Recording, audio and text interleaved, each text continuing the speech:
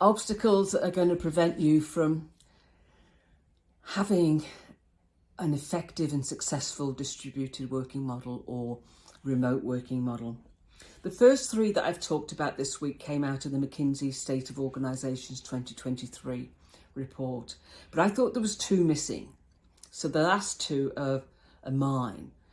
And I think the biggest obstacle and what's going to be the downfall of organisations is status quo thinking. Thinking that we can go back to the way it was pre-pandemic, and we can't. And it's often easier to think we can go back because then we don't have to face the challenges of the distributed model and remote working, and there will be challenges.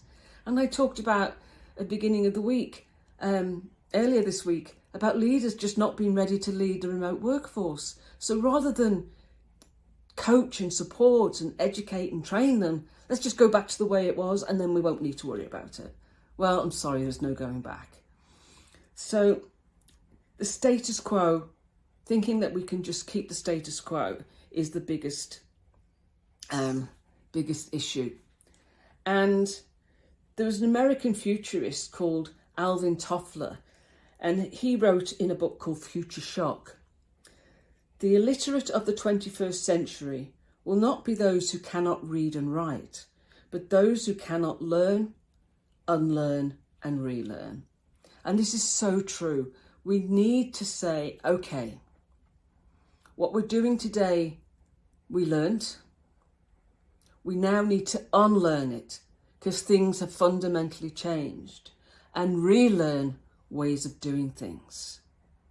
And that takes courage to say what the knowledge I have today is not suited for tomorrow.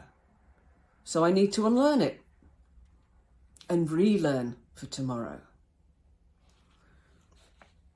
And in a Future Forum Pulse report 2022, Brian Elliott summarised the leadership situation. In times of disruption, leaders can either lean in and learn new skills or fall back on what worked for them often decades ago. Given microeconomic stress, it's understandable that many want to go back to what worked in the past. But two generations of digital natives have entered the workforce. Workforces are more diverse and there's an accelerating pace of change and competition. That means that the job of leaders must change as well. And change for everybody can be daunting.